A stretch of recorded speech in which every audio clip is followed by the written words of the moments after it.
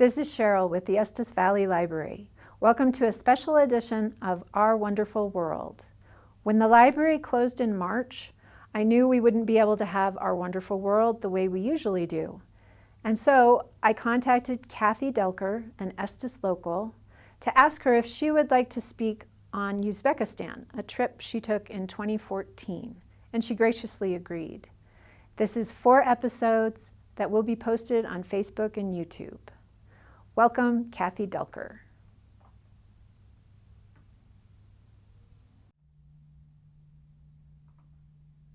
Hi, my name is Kathy Delker, and it's my pleasure to share with you photos that I took during my trip to Uzbekistan in 2014. I added Uzbekistan to my bucket list of places to visit in 1990 when I ran across a book in a bookstore entitled The Fabled Cities of Central Asia. Those cities are Bukhara, Khiva, and Samarkand.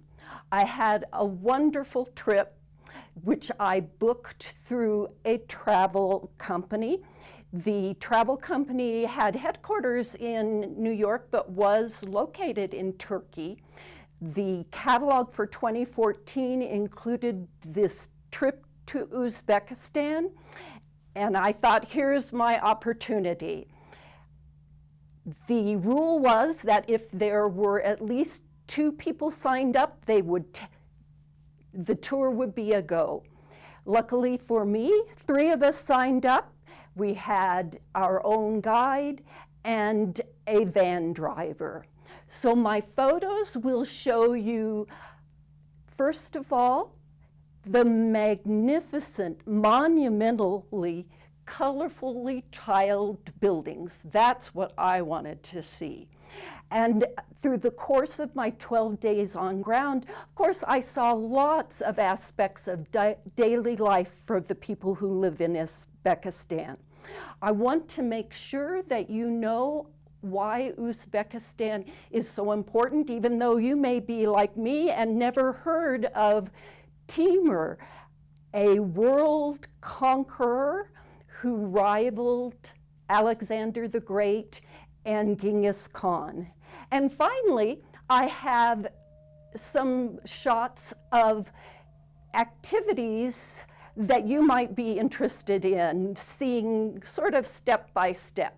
So there will be 4 episodes to this presentation. You'll be able to look at them on Facebook and YouTube from the library. You can look at all of them or watch them sequentially on different days or choose only to watch one of them. So we're going to transport ourselves into the almost magical world of monumental buildings and warm, friendly people.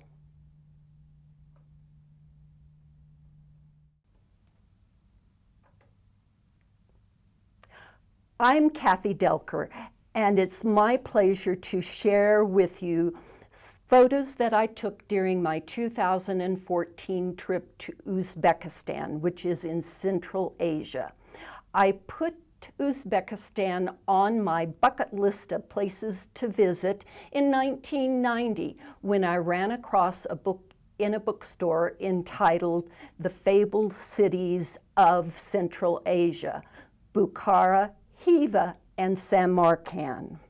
My opportunity to go came up in 2014 because the tour catalog of a Turkish travel company that I had used several years earlier to travel to Turkey, that catalog included a 12-day on-the-ground tour of Uzbekistan, and it was my opportunity to go. Before we go to the next slide, I want to make 2 disclaimers. First of all, with the exception of 2 place names that I practiced over and over again, I make no claim to pronouncing other proper names in Uzbekistan anywhere near close to being correct. The other disclaimer is that this is a presentation on my experiences, what I saw and the stories and legends I heard. I in no way have put together a comprehensive presentation on Uzbekistan. I have so many things that I want to share with you that I have divided them into 4 episodes. The first, which we'll be going into now, is on the monumental, colorfully tiled buildings. This is why I wanted to go to Uzbekistan. The buildings are madrasas, which were the equivalent of universities in centuries gone by. They focused on the Islamic religion and were places where young men who wanted to be imams, sorry about that, and government officials went to school. The next type of building is the mausoleum. There were a good number of rulers who had either before their deaths or after mausoleums built for them. And finally, mosque, the Islamic religious building. The second episode is on daily life. 12 days on the ground. We got to see a lot of what goes on day to day in Uzbekistan, like going to the market, taking a walk through a neighborhood. The third episode is on Timur, who was a 14th century conqueror extraordinaire, and he is modern day Uzbekistan's hero. And finally, we're going to end up with demonstrations. For those of you who have traveled abroad, you know that if you see how something is done or made, you have a much greater appreciation for the product, and that often translates into your willingness to pay more to buy a treasure to take home. The 3 demonstrations that will be illustrated by my photos are baking bread outside, manufacturing silk, ikat fabric, and making paper from mulberry trees. So now we will make sure you know where Uzbekistan is. It's the red country in the cluster of all the stands. The majority of Uzbekistan is either desert or steppe countryside. In other words, pretty desolate. We did go over the mountain pass on the east side of Uzbekistan. It's between the blue and yellow countries and sort of looks like an arrow. And that is the fertile region where vegetables and especially cotton, which is their main export, are grown. Now I want to make sure you know that the Silk Trade Road was actually a network of routes. It started in Xi'an, and although this map shows it going only to Constantinople, in other words, Istanbul, it actually made its way to Rome. And the important thing to remember from this is it wasn't a single road. There were different routes depending on what the caravans carrying the route, what the leader felt was least dangerous. Not only did they have to worry about the desert and the weather, but everybody knew the routes, and it frequently happened that they were raided by outlaws. And Khiva, Bukhara, and Samarkand were almost the halfway point. And they became places where there was a lot of trading between the caravans going along the Silk Trade route and merchants who had goods to trade or sell. It was a surprise to me, I'd never really thought about it, that the caravans, every chance they had, tried to sell things, and then they bought things that they thought people further west would be interested in. Now we've got my itinerary. I used a travel company located in Turkey. They had a New York office, and I used them to visit Turkey several years before 2014. In the company's 2014 catalog, they included a 12 days on the ground tour of Uzbekistan, and I had the time and the money, and so this was my opportunity to make the trip. We flew into Tashkent, the capital city of Uzbekistan, and then after a couple of days there, we loaded into 2 passenger cars. There were 3 of us on the tour, needed 2 to make sure that the tour went, and there was a 3rd person who had signed up. The one lady was from Michigan, and the guy was from California. They were both retired, and then we had a tour guide who was more like a tour director because she took care of everything except when we were sleeping.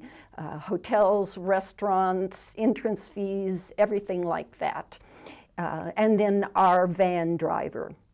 We didn't use the van to go to Fergana because the road goes over a very high mountain pass.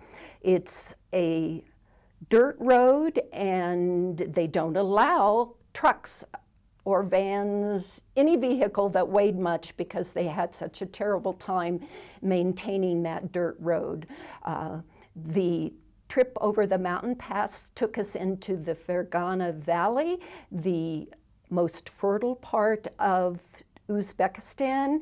Vegetables, their primary export, cotton, are all grown there.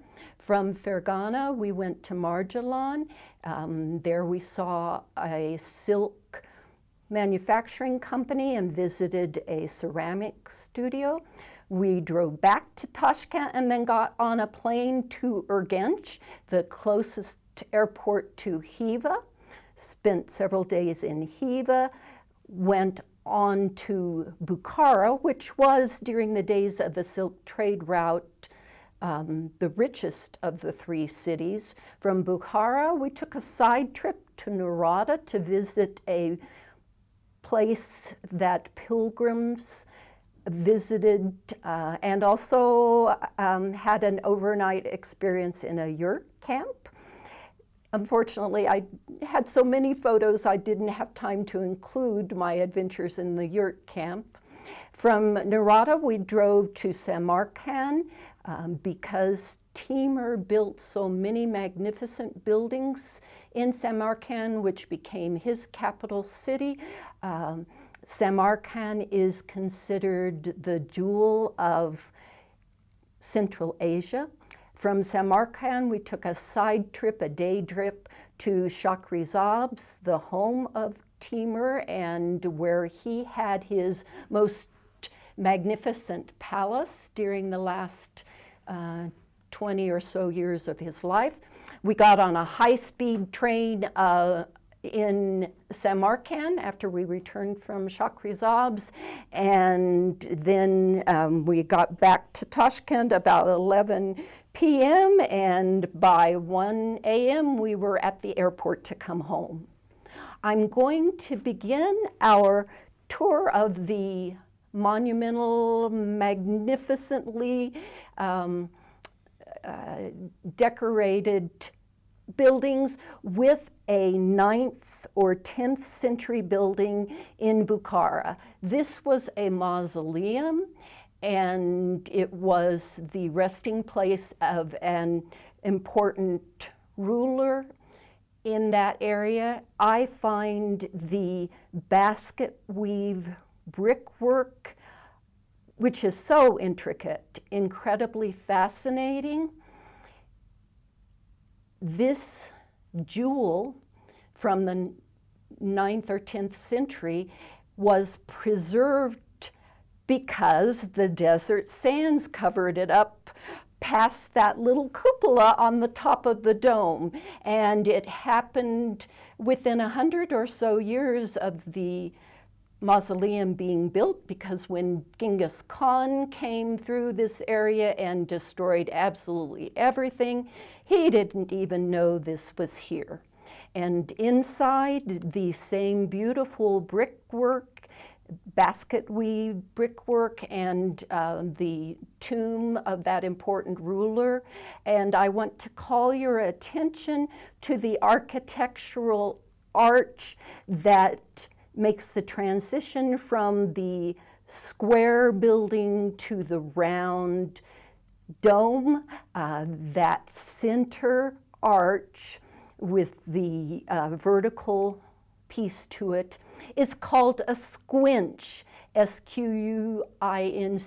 Isn't that a marvelous architectural term?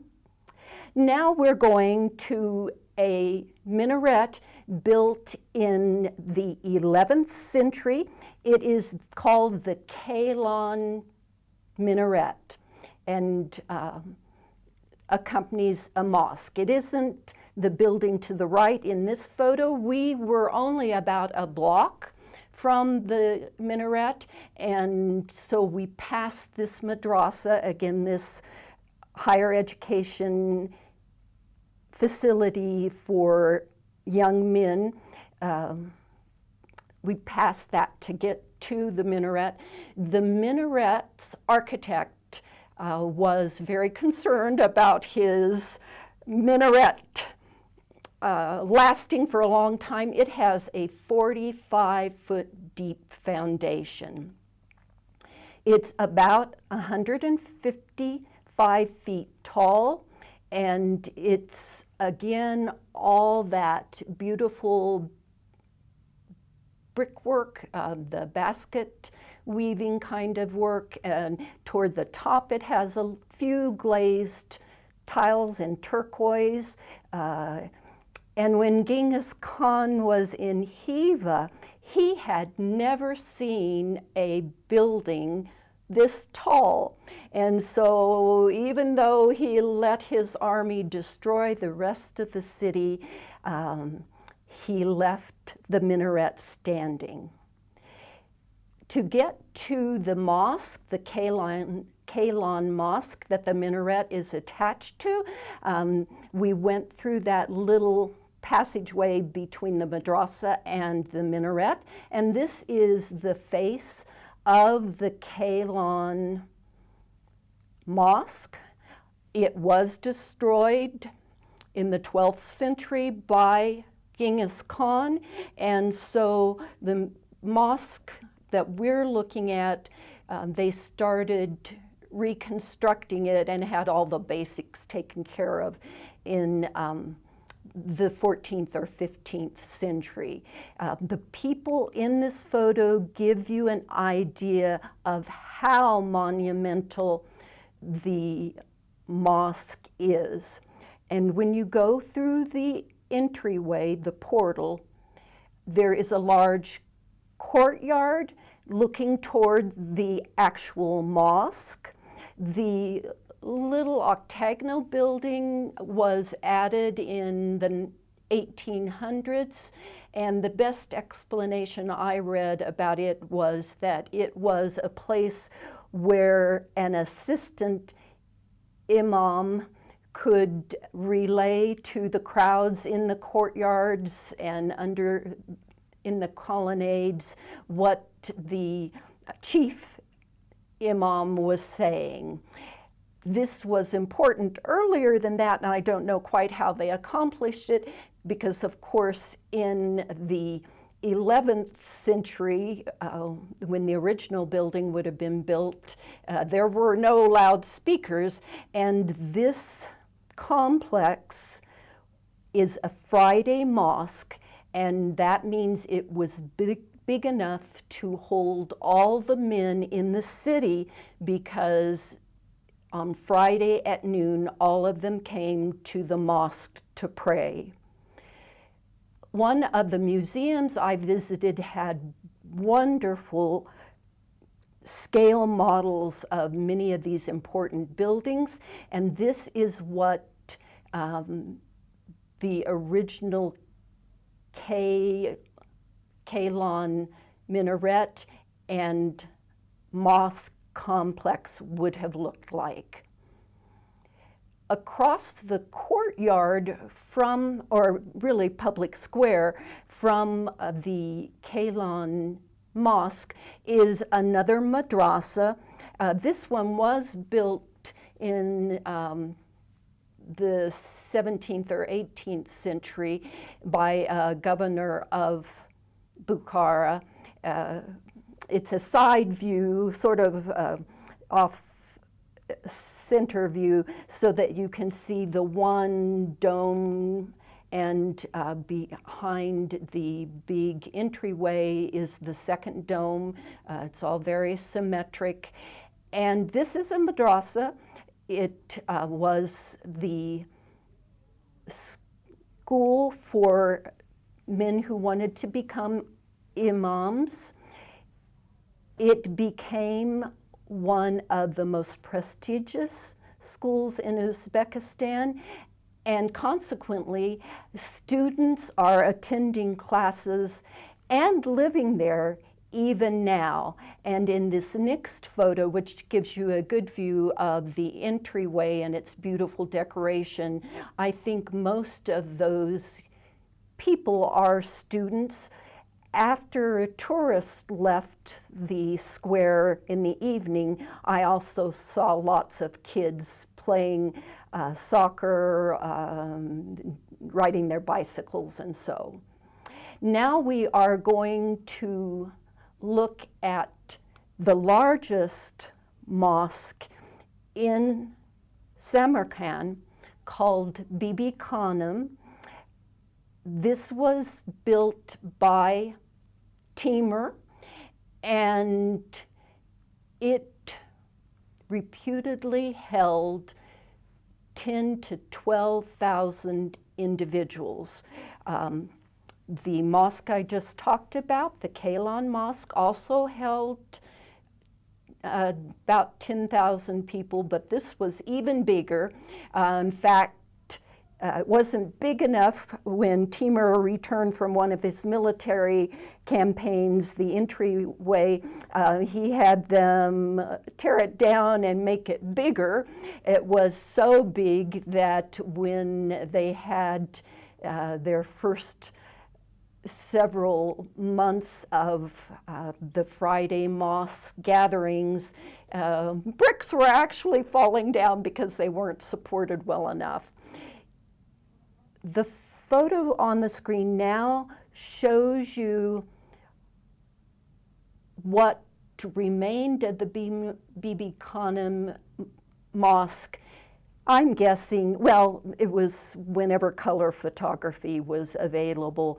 And you can see when first the Soviet Union, and then after 1991, when Uzbekistan gained its independence from the Soviet Union, how much reconstruction they have done. I wanted you to get an idea of how monumental this mosque is, and at the very center bottom of the photo is a woman in a pink blouse. She was my travel companion, the lady from Michigan. She was probably 5'6", and she looks dwarfed by the entryway. There were two chapels attached to this complex, and as you look at this one, you can see that they haven't had the opportunity, probably because of funding, to put the ceramic mosaic on the entryway. As you enter the Bibi Khanum complex. You look across the courtyard, which is filled with trees, to the mosque itself. Look at those gorgeous octagonal towers. And in the lower left corner is what they call a book stand. It is monumental, made out of granite, and it held a meter square Quran, which unfortunately has been taken different places. Here's a full face look at the entryway into the mosque. And this last photo is of the scale model in the museum. I was surprised to see that on top of the minarets were additional height. And I call your attention to the girl who's taking a photo of the scale model. I'm guessing she was 8 or 9, and that, yes, is a cell phone with a camera in it that she has in her hands. Lots of people, I suppose every family had at least one cell phone, and I'm going to actually call it a smartphone. They didn't have landlines, but they used cell phones and smartphones. The next complex that we're going to visit was my favorite. This is the photo of the entrance. It is a necropolis filled with fantastically tiled mausoleums. Reputedly, a cousin of the Prophet Muhammad came to Uzbekistan to begin trying to convert Uzbekistan residents to Islam. And he was so successful that people in the old religion, which are nicknamed the fire starters, murdered him. And he was the first one buried here in the 7th century. And along about the 11th century, more and more important people were buried here until the time of Timur, and he started building these incredibly colorful, multi-patterned mausoleums for the women in his life, his sister, his nieces, a wet nurse, even some of his wives. So this is a good look at the front entrance. Again, the people give you an idea of how tall it is. The next photo gives you a map. The mausoleums are packed into this area which had a single pathway through it. This is a look at the pathway. Because of the cousin of the Prophet Muhammad and some of the other important people gathered here, it was a place of pilgrimage for people from all over South or Central Asia and also India. And you can see they look just like you and me, even though it looks to me like the lady in the peach and the guy in the blue shirt were Central Asian residents. Between the two of them, you get a hint of a beautiful mausoleum. It was my favorite, with the vertical patterns. And here is the front of that mausoleum. I love the colors and the patterns and the intricacy. Here is a close-up of the star motif. My all-time favorite from this whole trip is of the dome from this mausoleum. And now we're just going to take a look at several of the mausoleums. This 14th and 15th century display of ceramic arts is considered one of the most outstanding in the world. Here's a a mausoleum in blues, and I'm going to ask you to look at the brown spot in the middle of the photo. I know it doesn't give you a really good concept of the ivory colored honeycomb arrangement. It's an Islamic architectural feature called muqarnas. We'll have another shot that'll give you a better idea. But the muqarnas was made out of paper mache, maybe later plaster. The next mausoleum, different colors, different patterns, gives you a beautiful view of the fantastic doorways, wooden doorways. Because Uzbekistan is such a desert, they imported these woods and the wood carvers to make them. We have yet another mausoleum, and it's a ribbed partial dome above the doorway.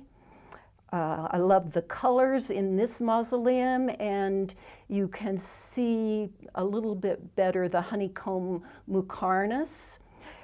Inside this mausoleum, the dome was just beautiful, and the tile work, the ceramic art, went all the way to the floor. The last photo from this collection of mausoleums, the name of the site is Shahi Zinda. It has such a variety. We just looked at an interior of one of the mausoleums that was very intricate, and here, when they were restoring this one, they did it very simply. Looks like the covering for the tomb has been through some rough times. And I think that the paper that you can see at the left side of the covering of the tomb is money, donations. As I said, this was my favorite site. Now we're going on to Khiva, and I've got a photo of a postcard because I wanted you to see the wall going around Khiva. Bukhara, Khiva, and Samarkand were all walled cities in the Middle Ages. The big tower in the center of the right side was started in the 1800s, and the government official ruler who started it died before it was finished, and therefore there wasn't money to finish it. It was meant to be the tallest tower in Central Asia. To the left you can see complex for a mosque, and then I'm not sure whether the tower is a minaret. I don't think it is.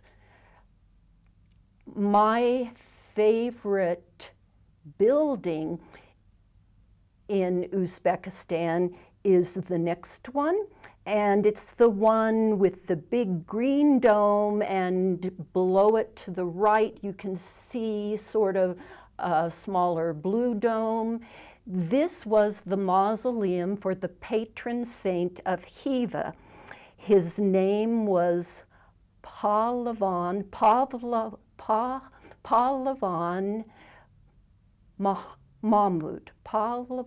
Mahmud.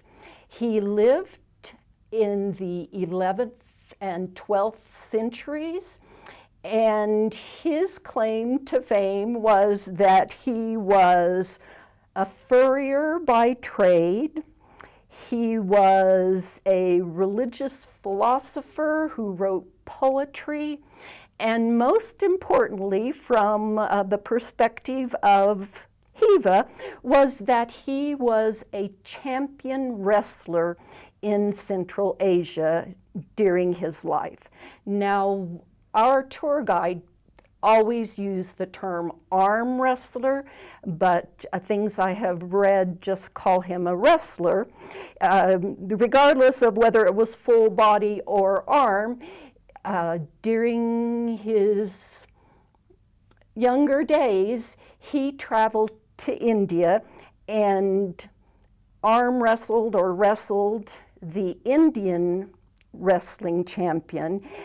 And because he won, he set free slaves from Central Asia who had been taken to India. And that's how he became the patron saint of Hiva.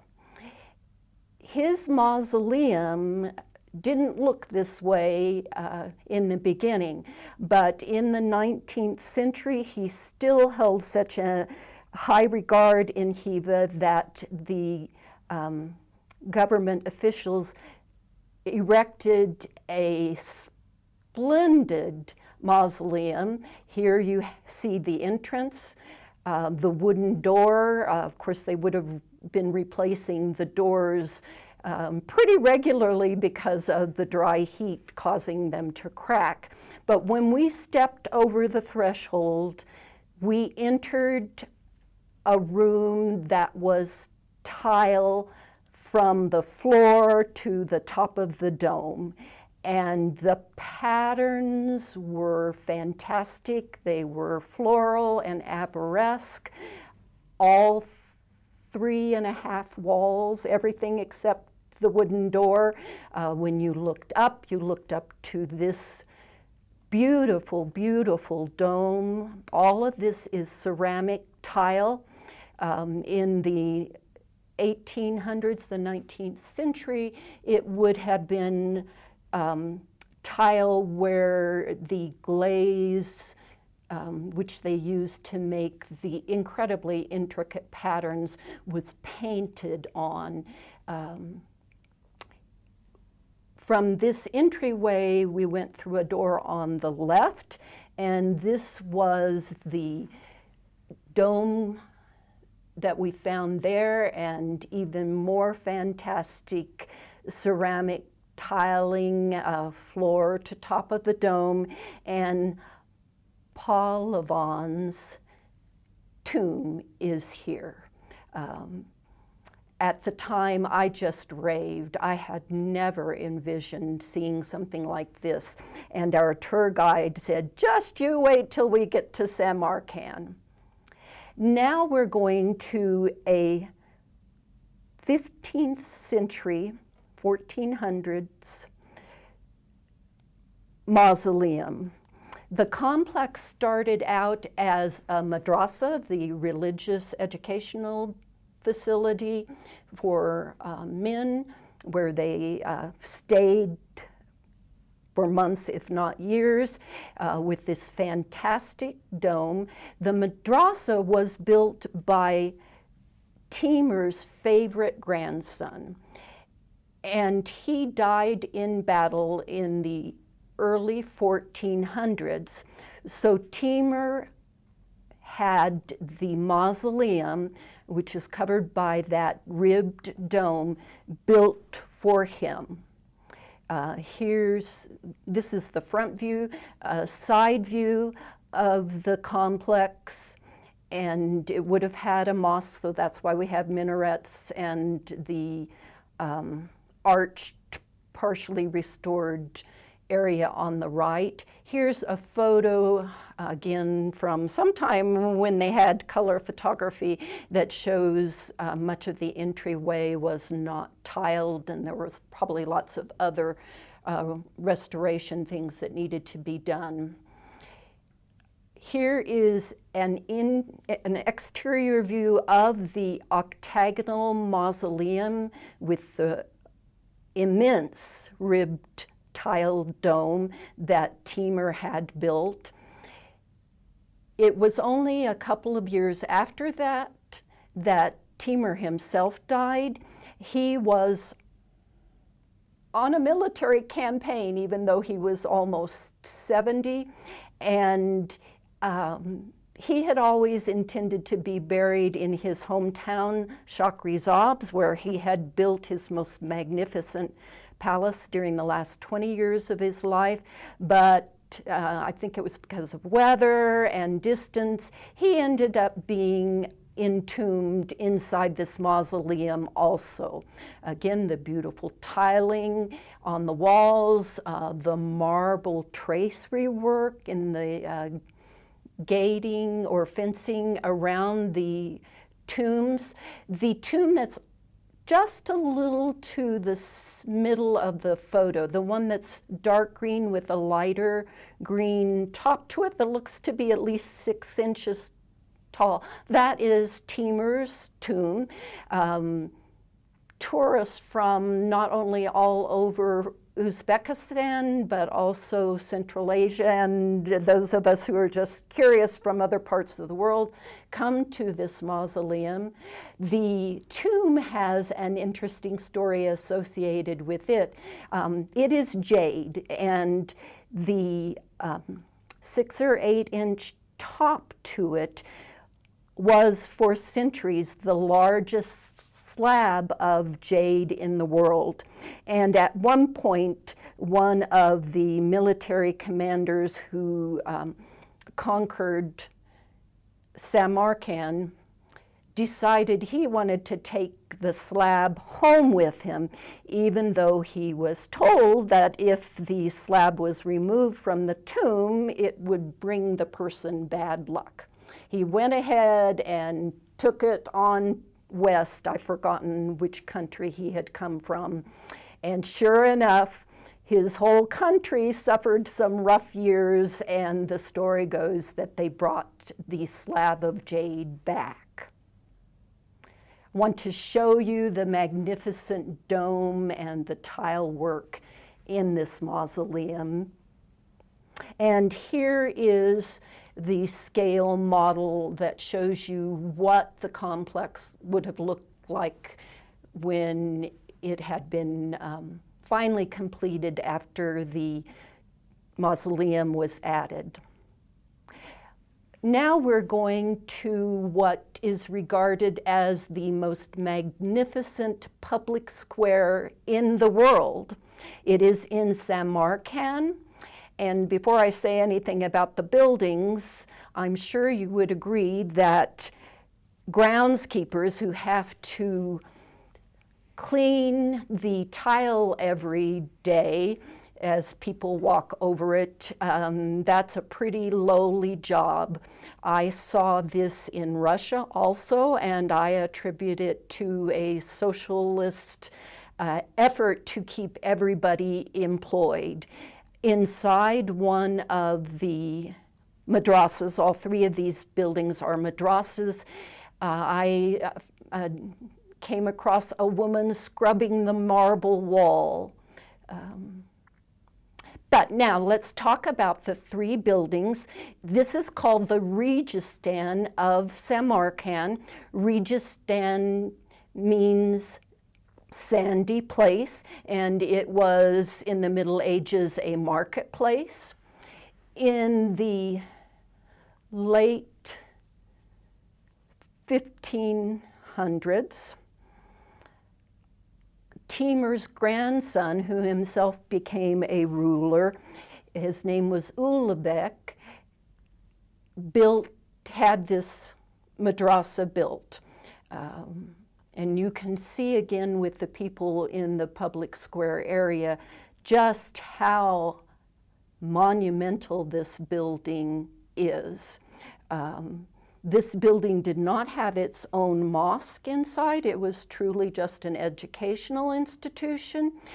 Here is the view of the scale model, again with that second layer of tower atop the minaret, and bird's eye view, so that you can see the madrasa, and this was a standard format, had 2 levels of student rooms. They came and stayed, and under the 2 front domes, you can barely see the turquoise domes next to the minarets. There would have been lecture halls.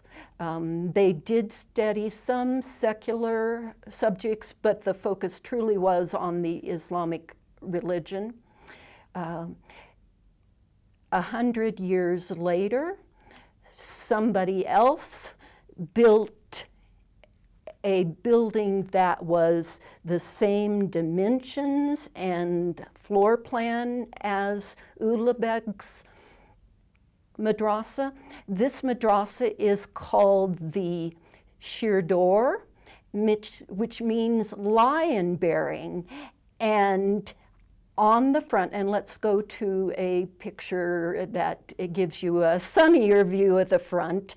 The area above or at the top of the main entrance has 2 tiger lions on it. Again, the name was lion bearing, translated that way, but these big cats are indeed striped, so most people refer to them as tiger lions. And the 2 white figures are female deers, does. And what is so incredible is that each lion has a human face image on it. Many of you probably know that Islamic art forbade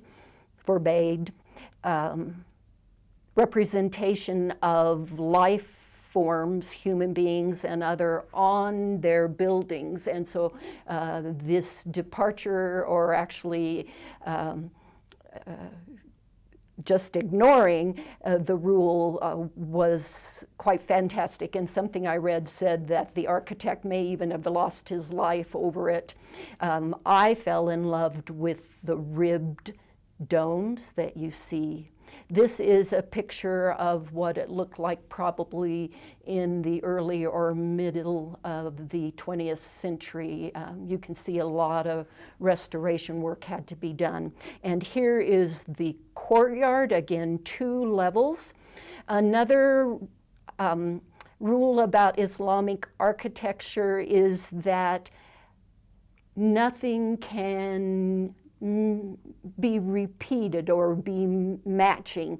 And I realize it's hard for you to see perhaps, but each of those arches is tiled in a different pattern. Now these rooms that were student living quarters are used, for instance, for an interpretive center. These 2 guys were telling me about hospitality in the Middle Ages in Uzbekistan. The next room had a little museum of musical instruments. The following photo is of a room that focused on agriculture, seeds. The middle shelf is about cotton, which is, to this day, their main export. And there were shops. Of course, lots of historic places that you visited as a tourist had things for you to buy as mementos. The last of the 3 buildings was built about the same, or not long after Shirdor, the lion-bearing madrasa. It too is a madrasa. But what makes this special is it does have its own mosque. I've got a photo of it in years gone by, and I don't see even a hint of that magnificent turquoise dome. And somewhere I read that maybe they didn't even finish it originally. But here it is from the inside. Again, the people standing in the courtyard give you an idea of the magnitude of this building. And the inside of it is gold-leafed. Isn't that just spectacular? And This is a small mosque, it's true, but it has the mihrab. That's the arched doorway looking place in the lower left, and the mihrab was in every mosque, and it showed people which way to pray, because Mecca was however many thousand miles west of there. Above the mihrab and its colorful cover, wall covering, is more of that honeycomb texture between the mihrab and the sunray kind of decoration. This is the muqarnas. On the right is a highly decorated stairway, and the imam would climb those stairs and speak from the top of the stairway. Here's another view of this mosque, showing you that that blue and gold leaf decoration goes all the way up to the dome, and the dome is like a sun, so beautiful. One last photo of building from Hiva. This I've included because it came after the lion tigers on the madrasa in Samarkand, and it was a imaginary bird. It sort of looks like a phoenix to me, but I don't know that the architect had the phoenix in mind.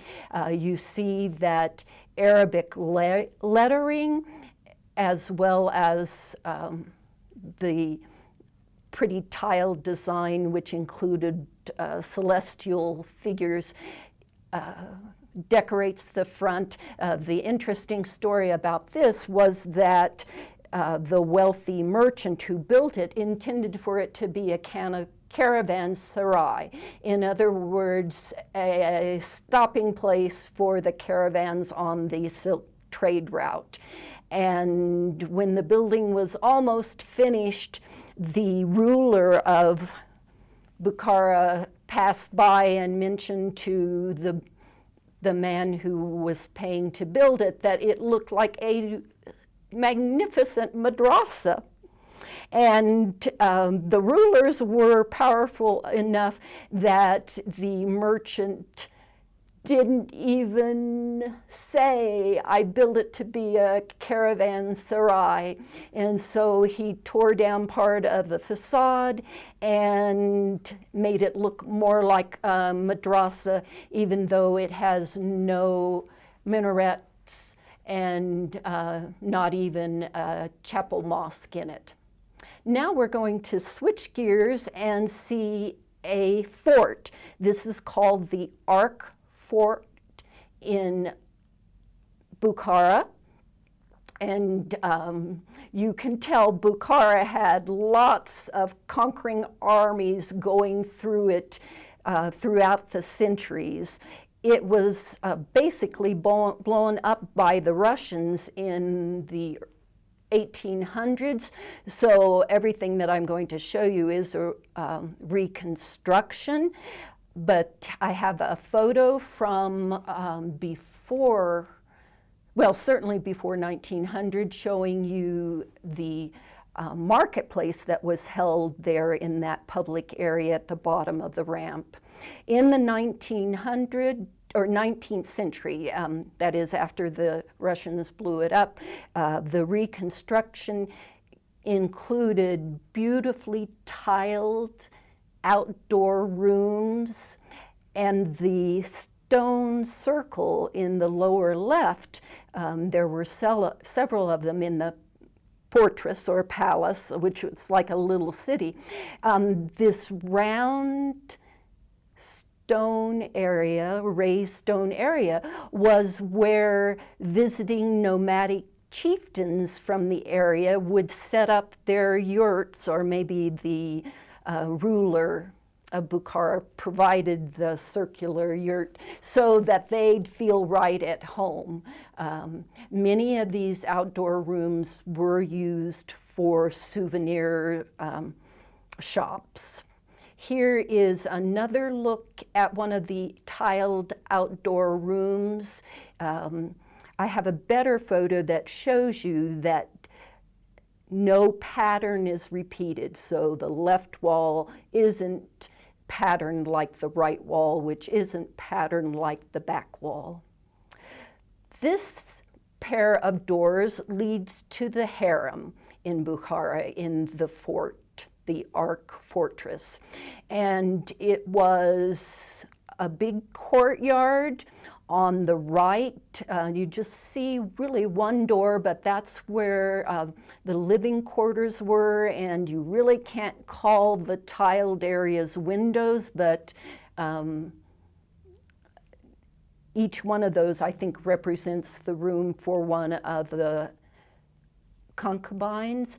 On the left are some of these tiled open rooms, and I imagine that the women gathered there. Again, remember, this is a reconstruction in the 19th century, the 1800s, and they had furniture in one of the open to the courtyard rooms, and I presume that this reflects how the living quarters of each concubine would have been decorated. This is the left wall of that furnished room with a geometric pattern, and the right wall, you can see, is the wave pattern. The next building was a gateway built in the 1800s for a madrasa. The madrasa no longer exists. It's not there anymore. People liken this to an upside-down chair, but there are the four towers. You notice none of them match. They each have different patterns under the blue domes. And when I was there, it was filled with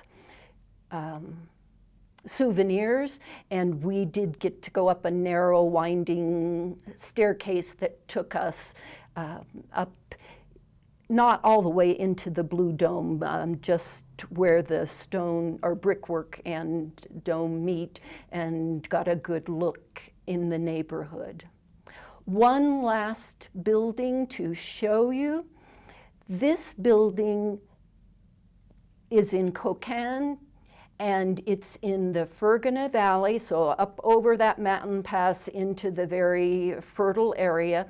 And in the second half of the 1800s, the ruler in that area decided to build this palace, an Urda palace. And supposedly his main reason was to provide a home for his mother. He was ashamed that she was still living in a yurt. I'm sure it was also used for ceremonial purposes. Unfortunately, we were there in the late afternoon and looking into the sun, so the building facade is in the shadows. You take special notice, please, of the two cupolas over the entryway. I did get a close-up where you can see the magnificent 19th century tiling. The next photo shows you what's behind the entryway. There are those two cupolas I asked you to pay attention to, and this did have a domed area. It has its own more intricately patterned cupola, and here is the dome inside, or the interior of that dome, a far cry from the geometric tile domes from the 14th and 15th centuries. It is made of either plaster or paper mache, and the public rooms that we went through, also the incredibly detailed, colorful decoration was paper mache or plaster. Here is a close-up of one of the panels. The ceiling, I'm pretty sure, is simply painted wood. And one last panel with the beautiful colors and a little gold leaf. This concludes your introduction to madrasas, mausoleums, and mosques and other important buildings in Uzbekistan. I have a further reading and viewing list. The first book was the tour guide that I bought for myself. The second book is the book that inspired me to want to go see Uzbekistan. And then finally, some of you may recognize Rudy Max's name. He did travel logs. Some of them showed on PBS, and he actually did a 30-minute episode on Uzbekistan. If you have questions about what I've shown you, my email address is kathyinestespark@gmail.com.